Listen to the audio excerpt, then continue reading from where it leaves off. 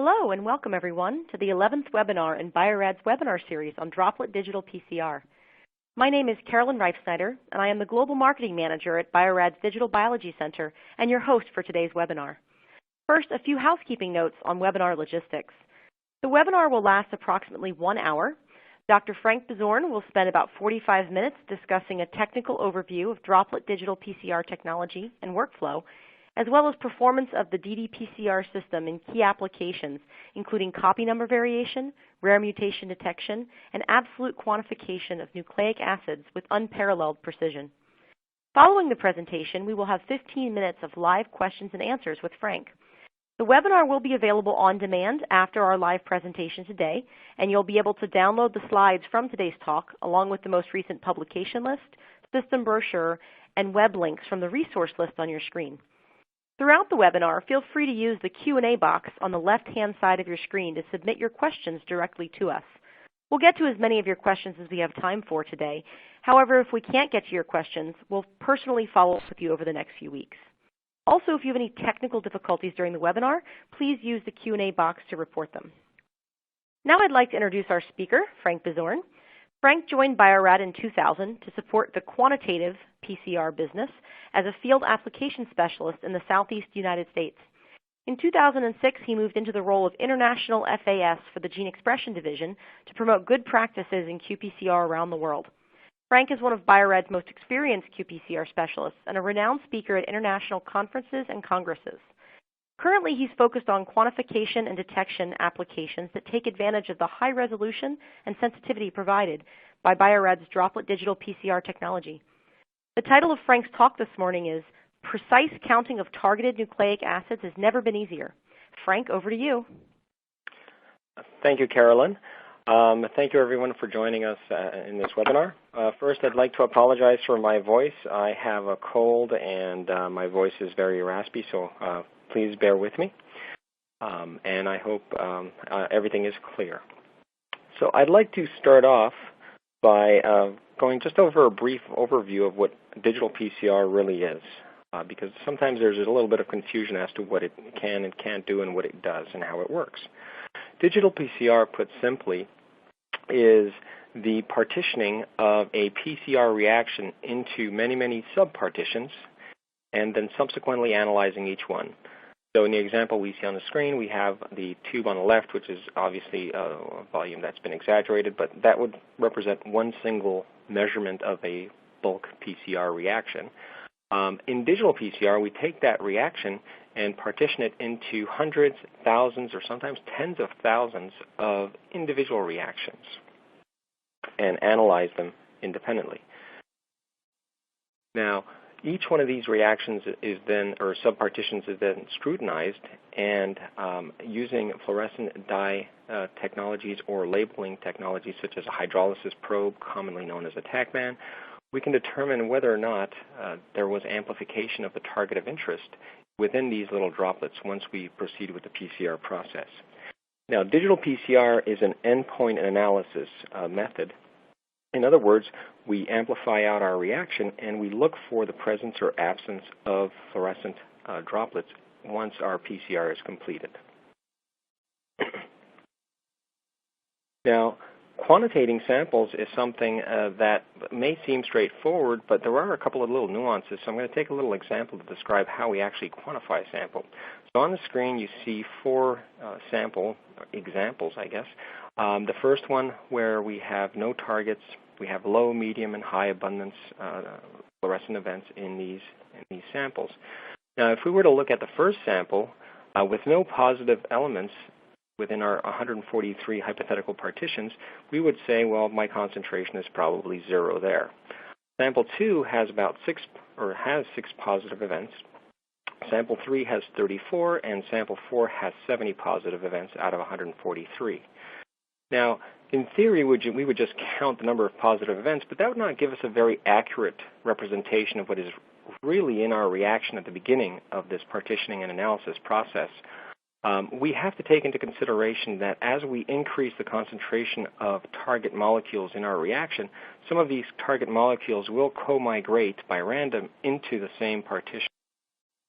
And then subsequently, we will only see a positive event. We won't see two different positive events. So what we do is actually Poisson correct our values. So in the example I have of sample number 2, even though we see 6 positive events, theoretically it is possible that one of those droplets may have 2 copies of target molecule in it. So our Poisson corrected value is 6.2. In the sample 3 that has 34 positive droplets, that would be more correctly determined or estimated to have concentration of 38 targets of our target molecule. And the sample that had 70 positive events is actually closer to 96. Now, that was a very simple representation, but in reality what we do is we don't look at 143 partitions because that's a little bit low in resolution. We actually look at thousands or tens of thousands of these little partitions. So, for example, in the example I have there, we see 16,076 hypothetical positive events out of 17,451. That will correspond to 55,800 molecules. Now, of course, we don't have to sit there with a pencil and paper and do all this mathematics in our head or on a piece of paper. We typically use software to do this analysis for us. On the screen, you see what is typically represented as far as an analysis screen. You will notice that there are little graphs with little dots on them, and the first one on top would represent our FAM profile, telling us that dots 0 to a little over 14,000. Some of them were positive, some of them were baseline at about 2,000 fluorescent units. And we see a similar pattern for the second panel below it, which would represent our second channel, either hex or Vic. And of course the droplets can be positive in both or either one of these colors.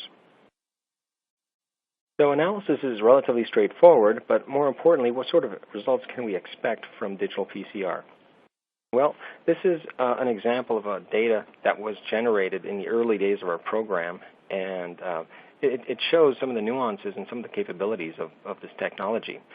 So in this experiment, we ran a duplex reaction across various concentrations where we maintained the green dots that you see at roughly 20,000 copies per reaction, and that was human genomic DNA. At the same time, we titrated out Staph aureus in a 2-fold dilution series, and what you're seeing on the screen is each dot representing a single well. The little error bars that you see represent the 95% confidence intervals for each one of the readings.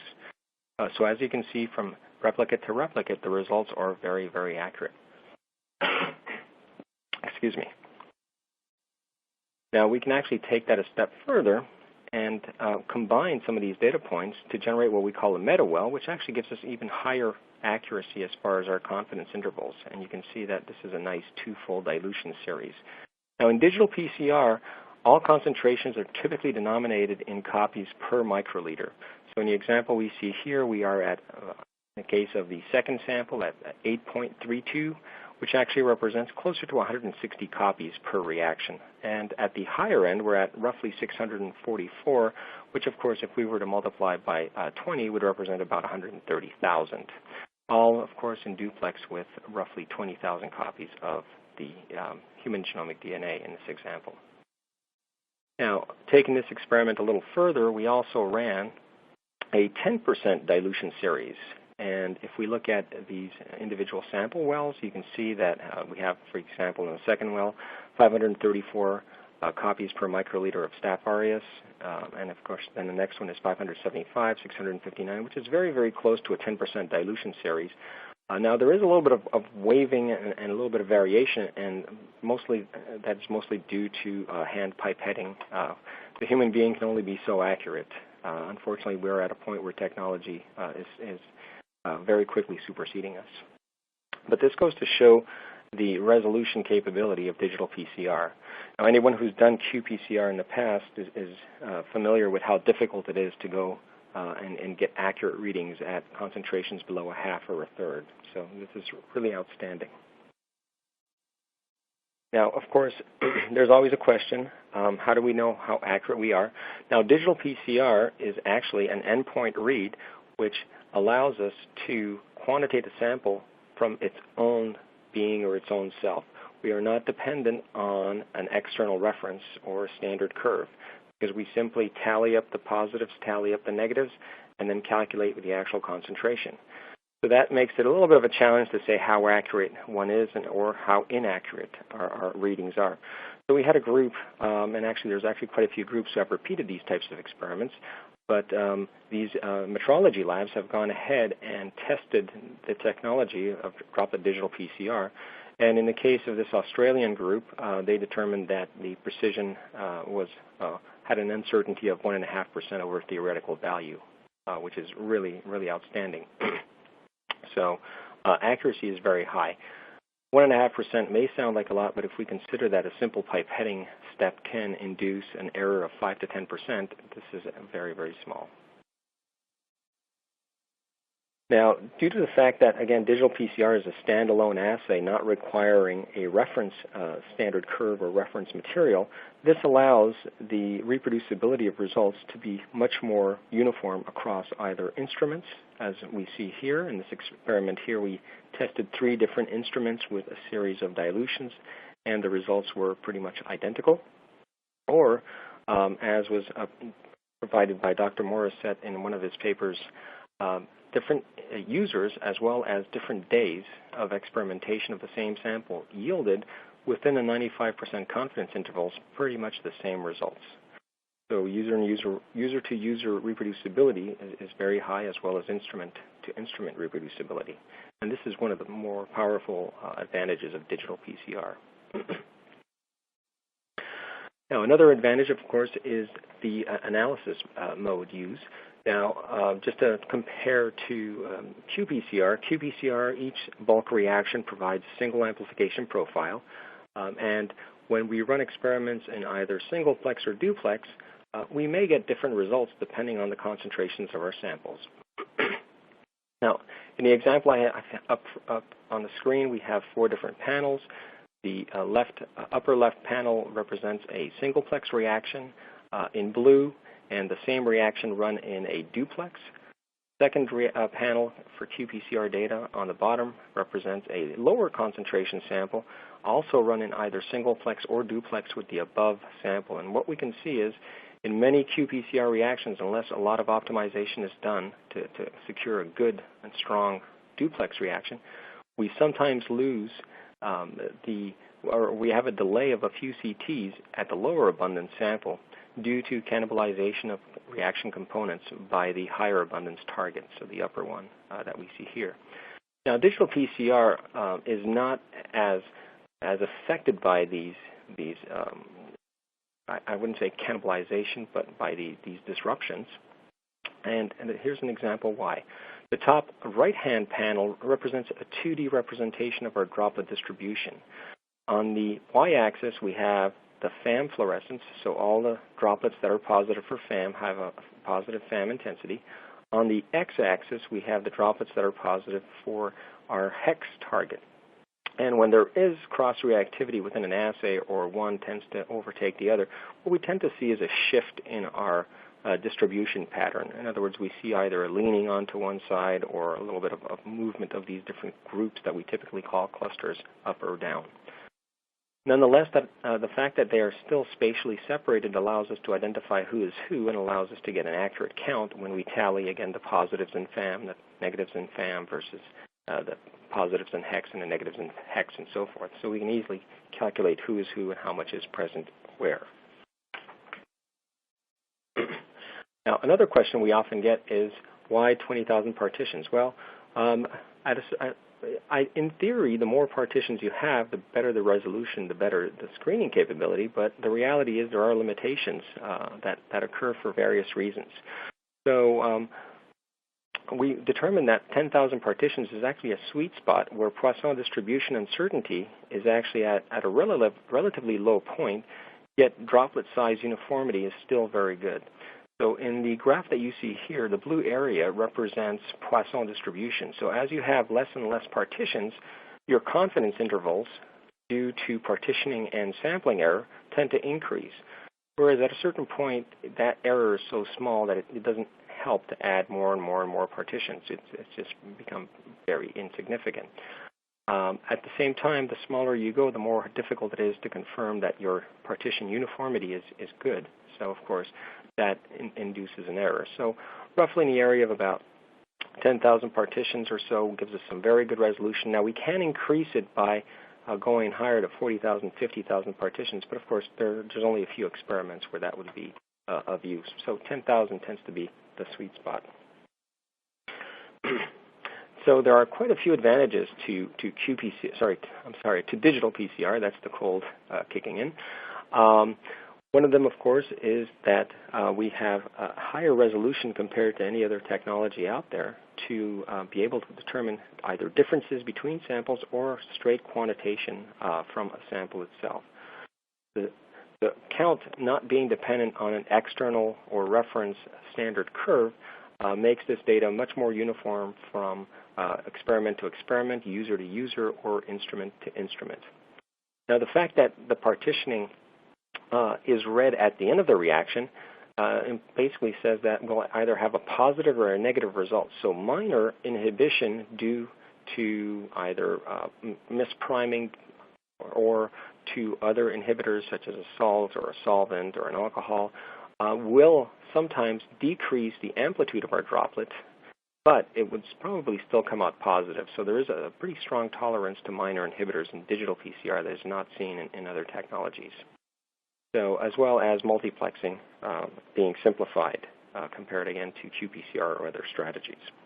Now there have been quite a few articles described in the literature, and this technology has been around for a few years. So this is a very well characterized and very well seen technology. Now, aside from quantitative PCR, my goodness, I apologize, my cold is kicking in. Aside from absolute quantitation, one of the neat applications that takes advantage of this is copy number variation. Now, one of the challenges with regular copy number variation is that as we go from a sample that has copy number 2 for a target of interest, or 3 or 4 or 5, the difference between the integer values becomes smaller and smaller. And this becomes a challenge with techniques like qPCR. So for example, if I'm looking at copy number 2 versus 3, that represents basically a half cycle difference. But if I go between cycles, copy number 5 versus 6, that can be as little as 0.15 cycles, and that becomes quite a bit of a challenge. So in general, even with techniques such as next-gen sequencing, one can easily discriminate samples with copy numbers 1, 2, and 3, sometimes 4, but once it gets a little higher, it can get a little messy, and in the case of next-gen sequencing, would require quite a bit of depths of read, or in qPCR would require quite a few technical replicates to achieve those error bars that allow you to discriminate one group from the next. Now, digital PCR, I apologize. For those of you who have had cold recently, you probably feel my pain. With digital PCR, of course, the higher resolution allows you to have values that are closer to the integer. So in the example you see here, the left-hand panel, those are technical replicates of cells from a Coriell cell line bank that had copy numbers 1, 2, 3, 4, 5, and 6. And as you can see, even though they do vary a little bit due to individual pipetting steps and so forth, the 95 confidence intervals squarely encompass the integer value. And this is with the sample, the copy number normalized to a reference gene. So resolution is very high. Now, if the samples are merged, of course, we have more statistical power, and of course, we get some smaller 95% confidence intervals. And you can see on the right-hand panel the same set of samples, but just with the data merged, and you can see the error bars have decreased significantly. Another example we have here for CCL3L1, we discriminated 10 versus 11 copies. These are cell lines from again, a Coriell cell line HapMap studies. And you can see it took 2 wells, but we were able to clearly discriminate one group versus the other. And again, although the 95% confidence intervals have a certain breadth, the values themselves are very, very close to the integer. So very powerful, very good resolution. One of the other tools that we can use and take advantage of when we're doing copy number variation analysis is to determine whether or not if a sample has, let's say, 2 copies or 4 copies or 3 copies, at least get an idea of the distribution of these target genes. So if we were to take a sample where the 2 targets of interest, or the 2 genes that we're the gene that we're interested for a copy number variation assay were on different chromosomes, when we distribute our sample within our droplets, we're going to have a random distribution, and therefore we're going to have a certain number of positive droplets that will come out. Now, if we compare that to a sample that has not been digested or sheared, what we will see is if the samples are very close to one another, in other words, the 2 copies are proximal, they will migrate and go into the same droplet, giving us a lower expected copy number. On the other hand, if the 2 copies are on different chromosomes or they're spatially distant from one another, we will get pretty much the same distribution pattern as we will from a digested sample, and therefore we can estimate and say, well, these 2 are linked or these are not. Now, this is exemplified in the following experiment where we tested 6 samples, and either digested or not technical replicates of the same sample. And we can see that samples 1, 2, 3, and 6 basically give us copy numbers of 2 roughly, whether we digest or not. Whereas samples 4 and 5, we can see a distinct drop in the uncut sample concentrations or copy numbers, and this is due to the fact that these 2 copies were actually on the same chromosome and were proximal. Now, we rarely get a copy number of 1 versus 2 for digested and non-digested for these samples, simply because some of the DNA gets sheared during processing. And of course, we're not going to get a perfect value, but nonetheless, it's very easy to determine the status of these 2 target genes. Now, again, this has been described in the literature quite well. Again, this technology has been around for a few years, so there have been quite a few publications describing and taking advantage of this high-resolution copy number analysis. Another technique or application that really takes advantage of the partitioning of digital PCR is rare mutation detection. So when looking at samples, for example, if we were to take samples that are growing in tissue culture that are monoclonal, and we would like to determine whether or not a target, a gene, or even a SNP is present or absent, we can simply use something similar to a SNP assay and determine whether or not the samples are wild-type, mutant, or heterozygous. But if the sample is mixed with a larger amount of normal sample, then it becomes a little bit more difficult. For example, if we're looking at shedded DNA from a tumor that is circulating in our cells, circulating in our circulatory system and basically mixed in with shed material from normal cells, we would run into a situation where there may be very little amount of relative abundance of our target of interest, a mutated, let's say, KRAS or BRAF or EGFR, versus a whole lot of normal and unaffected DNA. Digital PCR allows us to partition our sample and make the analysis much simpler and the screening much simpler. So if we were to look at the left side of the screen, we have an example where in a bulk reaction, which would be our typical PCR or qPCR assay, we have 40,000 wild-type molecules and 40 mutant molecules. Trying to detect the presence of, let's say, a SNP would be quite difficult because the relative abundance would be 1 in 1,000. And the result being that no matter what we do, we're going to have a 1,000-fold difference between what we're looking at and what we're surrounded with.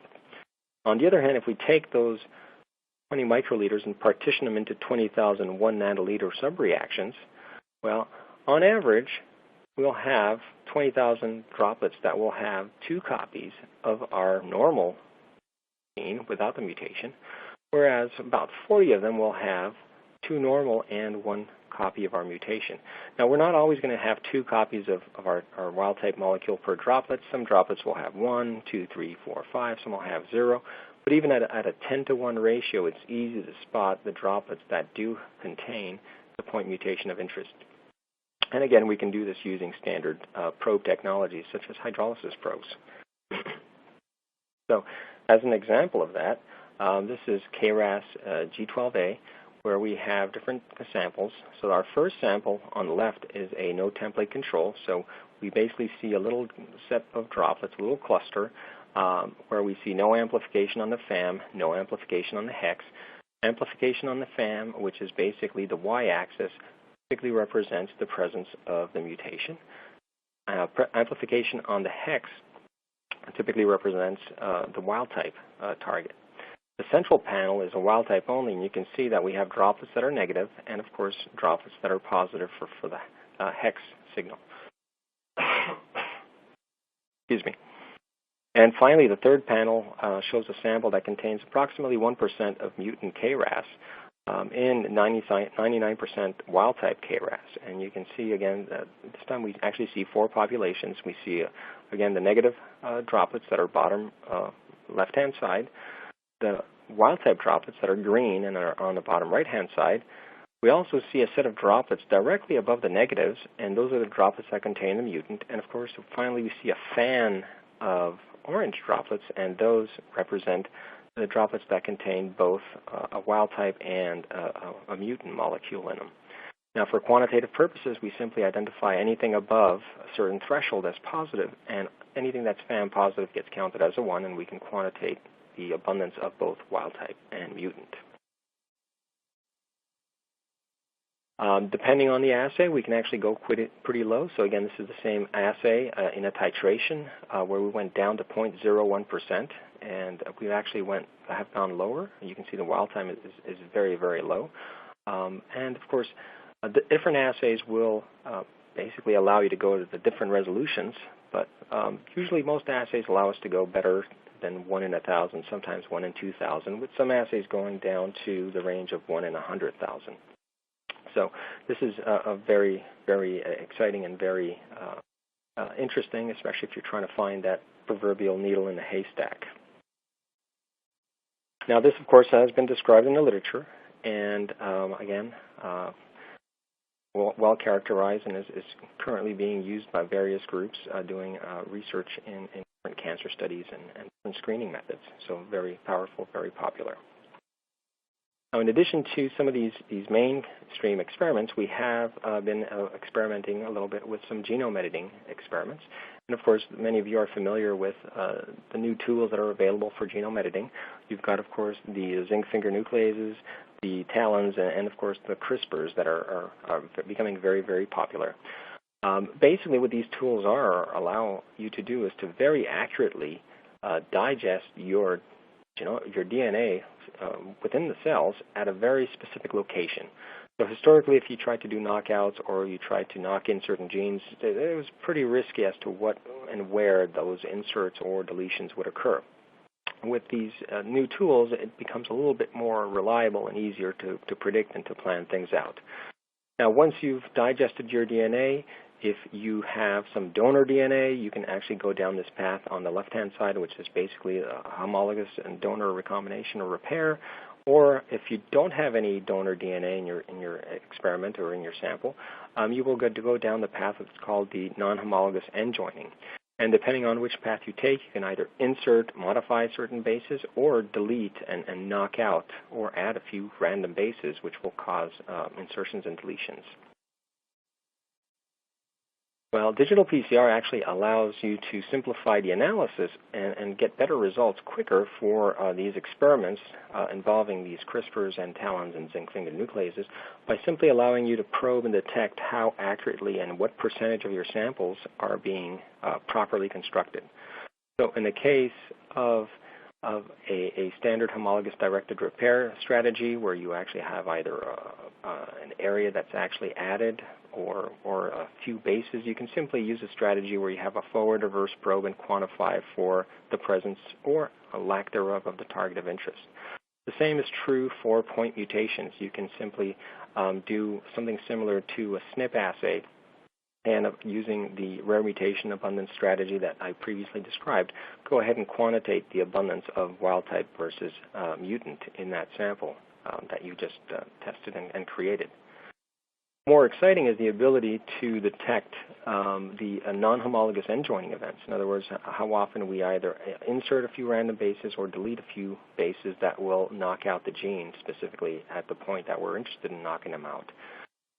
In these experiments, what we have is what's called a drop-off assay, where we have a forward and reverse primers, and within those two primers we have a probe that basically lands and binds an area that's going to be unaffected by our treatment, and a second probe that will land specifically on the area to be affected. Now, we usually use the probe number 2 would have the wild-type sequence. And what happens is if there is, let's say, a CRISPR or TALEN that comes in and digests that area and causes deletion or insertion of any bases at that cleavage site, that probe number 2 will now no longer hybridize. So what we see in digital PCR is the following, and if you look at the little graph on the right-hand side, we have droplets that are going to be negative. We will also have droplets that will be double positive. In other words, those are the intact constructs. In other words, the constructs that were not cleaved and not repaired, and no insertions or deletions. But in the case of droplets that contain a target where there is a cleavage that caused insertions or deletions, that will cause probe number 2 to no longer hybridize, and therefore the droplets will migrate directly above the negatives. And we can quantitate those as well and determine what the ratio of mutation versus wild type is in that scenario. So now there's all sorts of little twists and variants of this strategy that allow us to go a little further, but in the time we have, I'll just leave it at that. Another application which is recently gaining interest is haplotyping. And haplotyping is basically looking at linkage. In other words, our two different loci that we're interested in, either proximal or distal. In other words, are they on the same chromosome, on the same gene, or are they far apart on different chromosomes or different genes? A classic example would be cystic fibrosis, where a parent being screened for, let's say, two loci that are recessive may have the recessive genes in them, but if they are not cis or linked, the chances that they will have a child with cystic fibrosis, if they mate with another person that is cis-linked, will be different than that if they are trans-linked. So in other words, if the example we have here, a cis-linked parent, and both of them are cis-linked, there's a 1 in 4 chance that the child will have cystic fibrosis. On the other hand, if one of the parents is trans-linked and the other one is cis, well, the child will not have that genetic profile. Now, in digital PCR, we can actually look at our distribution of droplets, and if we see that there is an imbalance in the number of droplets in the top right-hand corner, those represent events where there are both FAM and hex labeled targets present in that droplet. And the result is that we can say with a good level of assurance that these two events are linked or close to one another. On the other hand, if we see a more densely or regular distribution where we see droplets directly above the negative and directly to the right of the negative, that indicates that we have a situation where most likely the sample is in trans configuration. Now, in an experiment that was recently run and recently published, we can see that depending on the either cis or trans configuration of the sample, we see a higher abundance of droplets in different parts of the graph. Now, this is the hypothetical scenario, and this is actually with real samples where we can see that in the left-hand side, we have both target A and B, in this case with capitals, that are linked, and therefore we see a higher abundance of droplets on the top right-hand side with a little arrow. Whereas if the samples are in trans configuration, we see a normal distribution where we see darker clusters at the top and bottom right-hand side. Now, of course, the resolution will depend on the amount of distance from one loci to the other. And in this experiment, distances of various kb's all the way to 150 and 210 kb were tested. And with some experiments, they were able to, or our team, Jack and Company, were able to go to 210 kb. With other experiments, it was a little bit shorter, so depending on the processing of the DNA and the quality of the DNA. So But this is pretty exciting because historically to do these types of experiments it required a lot more work. And of course there are many diseases that have whose study has been hampered by the lack of proper tools to be able to run this type of experiment. Now finally, there are quite a few additional applications that take advantage of digital PCR, and these are sort of like the standard run-of-the-mill experiments, of course. Rare species detection, so detection of a pathogen or a virus within a sample. The example we have here is a human herpes virus within a cohort of normal cells or tissue. Detection capability in this case of 1/1.5 million. Other types of experiments, of course, tissue-specific gene expression or gene expression in general, microRNA in either normal or difficult samples such as formalin-fixed paraffin-embedded samples or even in plasma, as well as single-cell transcription or gene expression analysis and detection. A new technique that we've been developing at Bio-Rad is the ability to look at the library amplification for next-gen sequencing and determine whether or not, there is enough material, but also what is the composition of this amplified library. Is it of quality targets or is it simply inserts? Now this diagram is a little bit complicated, but the smear that you see in the middle of the screen are actually the good droplets. The things that are on the top, bottom, and that little cluster on the top right-hand side are actually ill-formed, inserts. It can be just adapter inserts and so forth. And of course, this tells us, gives us a quality index as to how good our library will be and how much material we have and how much we should load. Finally, an interesting application that was published not too long ago takes advantage of the digital partitioning strategy to run an enzymatic assay. So in this case, basically the Blackburn group was looking at telomerase activity and developed an assay to run with Evergreen that allowed them to use droplets to quantitate how much activity these enzymes had in cancer samples. So a little bit different than the norm, but quite interesting and quite exciting and very feasible. Oops. So in general, there are quite a few mainstream applications that take advantage of digital PCR. And of course, the classic ones are, of course, detection and quantification, rare mutation abundance or detection, copy number variation, expression analysis, and library quant, as well as some interesting and now up-and-coming techniques such as allele-specific gene expression, microRNA research, methylation, haplotyping, trap analysis, and of course genome editing, which a lot of our researchers are excited about. There's actually quite a few different fields that we see digital PCR and specifically droplet digital PCR being used. Water testing is a big one, as well as environmental analysis. For example, there are groups that are looking at the propagation of invasive species by simply sampling water in different locations and determining the amount of shed DNA from that species and monitoring that over time to determine the actual raise the increase or drop in population concentration of these invasive species. Other applications range from the standard to the interesting, cow mastitis testing, malaria sexing, as well as cell-free fetal DNA testing to determine basically fetal loads in maternal blood of pregnant women. Now, of course, these are all exciting tools and applications, but there's always a big question: how much work is involved in generating these results? Because if it's so painstaking that nobody would want to do it, then of course that would not move this technology anywhere.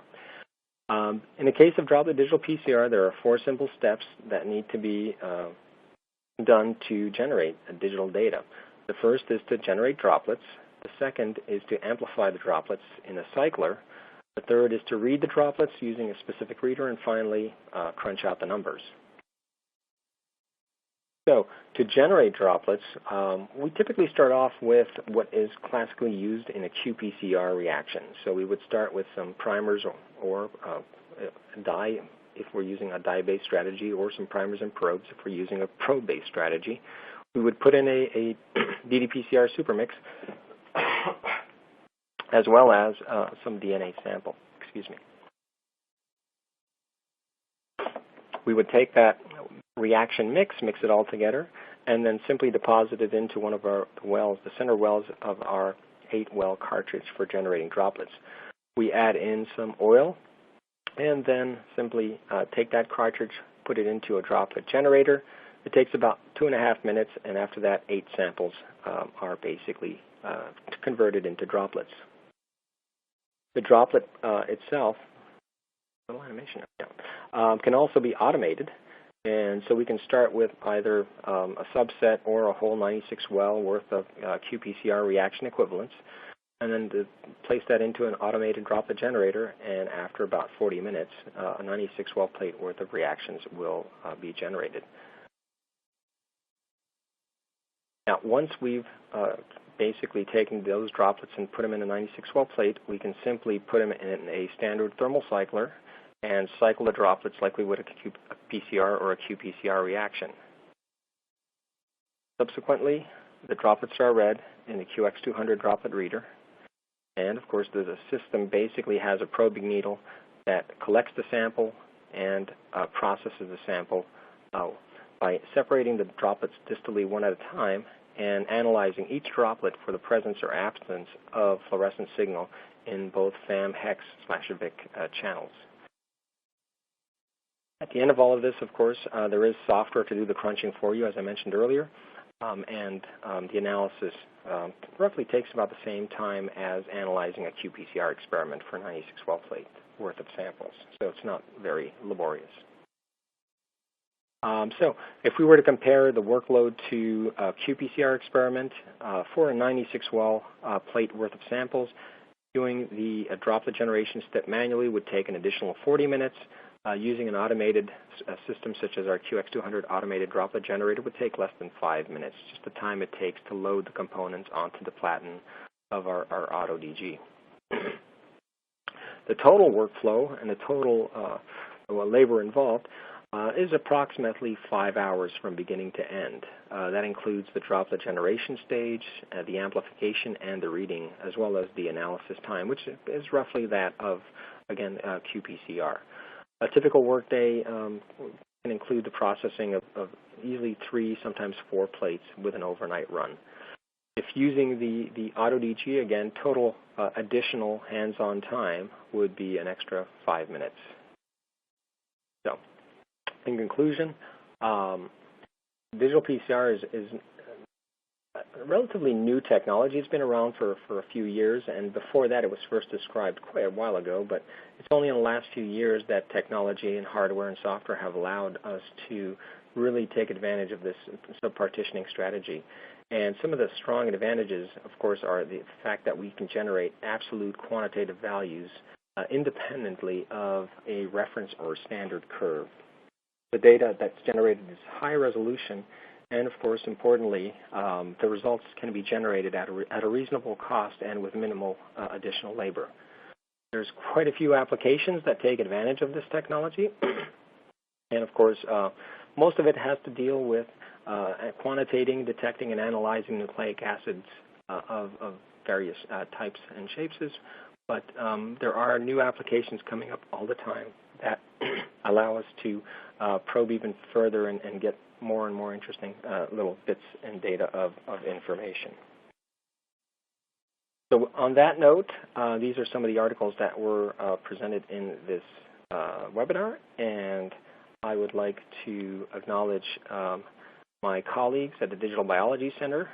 This is an early photo of the team where most of these folks were part of the early development team at the DBC. Since then, the team has grown tremendously with the inclusion of myself, Carolyn, and a whole bunch of other team members. So it's a very exciting group to work with and a very exciting time to be in this field.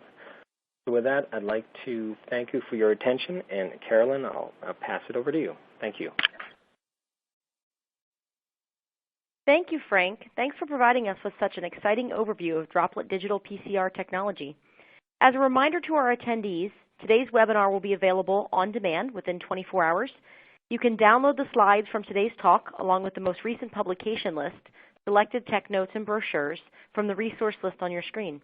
We have another webinar coming up next month, as you heard Frank mention, which will actually provide an overview of genome editing and how Droplet Digital PCR can enable ultra-sensitive quantification of genome editing events.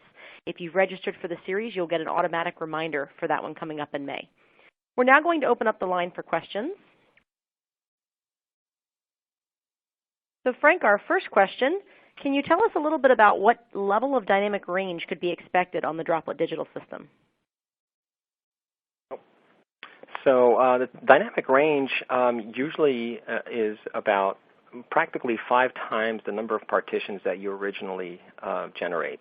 Now, you can actually go a little higher, but just to be on the safe side of things, we typically recommend a dynamic range in our case of about 1 to 100,000. Now, we can go higher, as I mentioned, sometimes up to 200,000, but at at those levels, we start running low on negative droplets.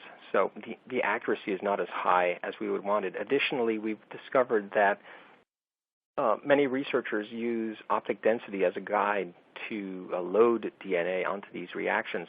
And optic density can be erroneous and can be quite far off the mark due to either contaminants or due to acidity of the water and so forth. So general recommendation is a range of 1 to 100,000 per 20 microliter reaction. And that usually falls into, again, most applications that are deemed interesting. But if you need to go higher, you can always combine various wells together and tally up the droplets there. Great. Thanks, Frank. The second question from our audience, for microRNA expression. 2 questions actually from attendees, very similar. One was asking, could we actually use ddPCR on small molecules like microRNAs? And the related question from another audience member is, if so, which supermixes would you recommend to use with ddPCR? All right.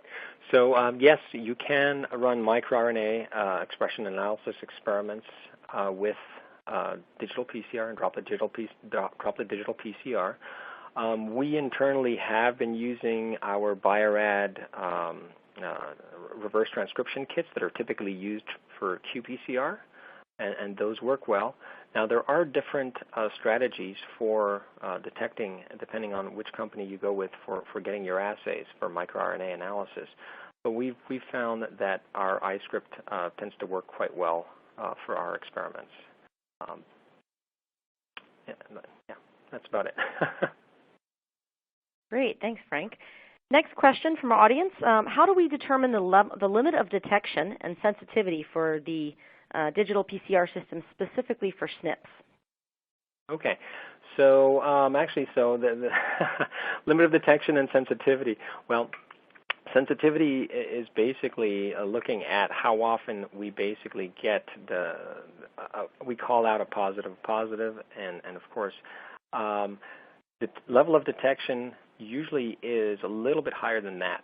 And there's a very long statistical discussion that can take place on that, and I'll spare everybody all the details. But in essence, what we typically do to determine what we have as a safe LOD is we titer down samples and also run no template controls and negative controls and see if we do get the occasional false positive pop up. And if we do, of course, that determines where we set the LOD, which obviously has to be higher than that. Now, most assays that we've designed and tested have a detection level that is superior to 1 in 1,000. Some have gone as high as 1 in 100,000, but that tends to be base specific and also template specific.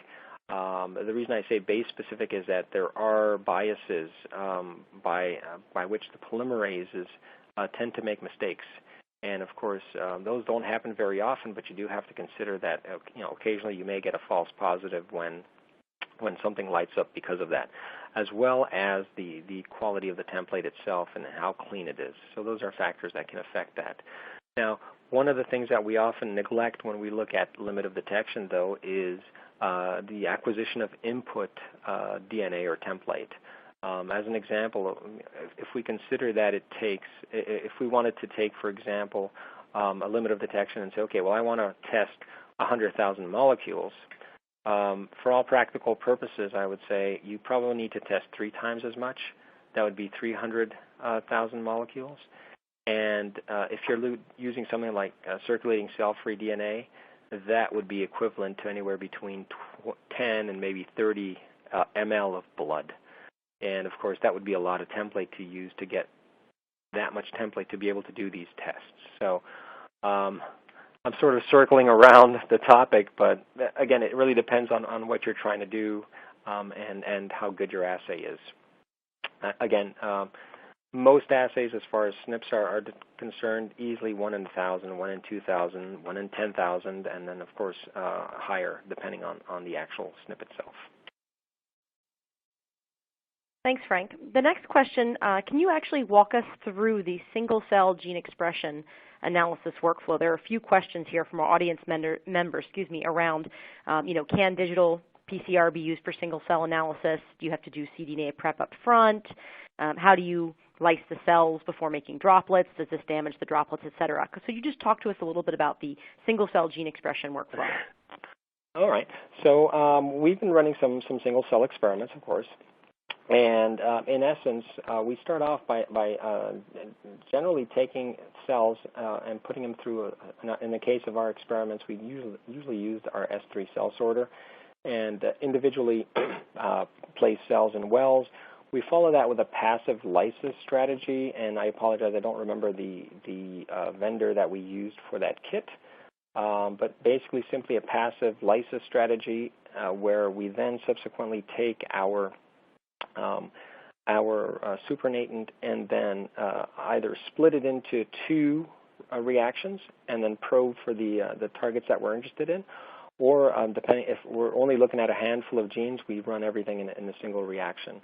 Now, because the single cells have very low abundance of RNA molecules of interest, that allows us to multiplex much higher than 2 targets. So what we can do is set up an experiment where we, in essence, have 5 or more, sometimes 6 different probes and different primer sets, and in essence, screen for the presence of those droplets that have the target of interest. So we've gone, and I'm not sure, Carolyn, I'm not sure if it's published yet, but we had an article or something coming out where we've done 10 plexes off of single cells by using this strategy. So, yeah, that's correct, Frank. We actually had a scientist present a poster last year at the Neuroscience Conference, and it's available online. Is it? Okay. So more details online. I apologize. The actual details are a little bit vague in my memory, but in essence, it's a passive lysis strategy, and then we spin down the pellet and try to get the nucleus out, and then collect the supernatant and then split that 2 ways and do 5 plexes on each side using different probe concentrations. So. But without a PowerPoint, it's a little hard to explain. Okay, great. But since we have something available, great. Sorry.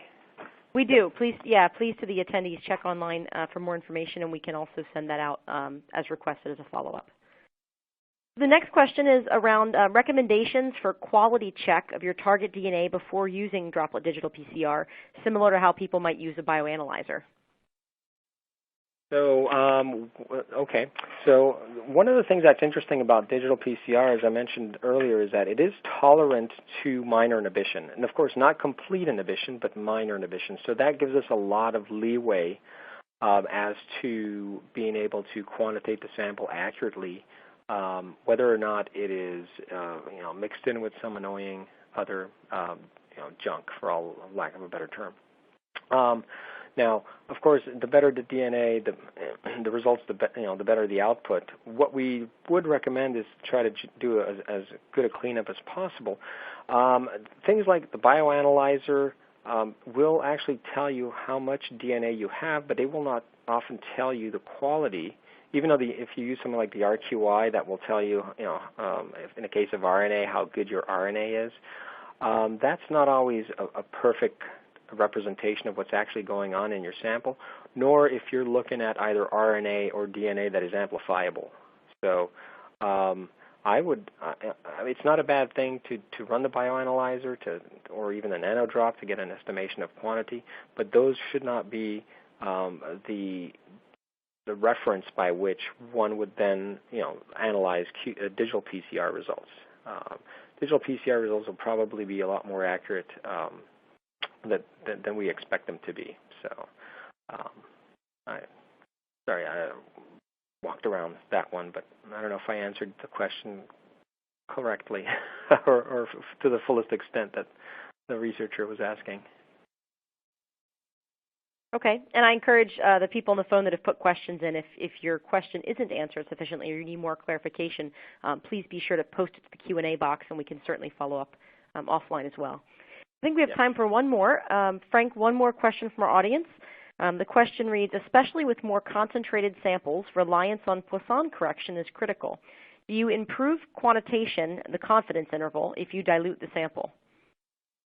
So a good question. Not really. As long as you're within the dynamic range that we recommend, which is 1 to 100,000, 1 to 120,000, thereabouts, diluting the sample is not going to give you that much more accuracy as far as a concentration at the higher end of the dynamic range. If you're above that, I would say if you're at 180,000, possibly yes, but otherwise, no, not really. Poisson calculations are surprisingly accurate, and we actually have modeled and tested and done all sorts of experiments. And I have to admit, I'm pretty impressed. Not being a statistician by trade, whenever statisticians show me what they can do with these formulas, I'm always a little surprised and I go, wow. So in general, now, as long as you're within that dynamic range, it should be fine.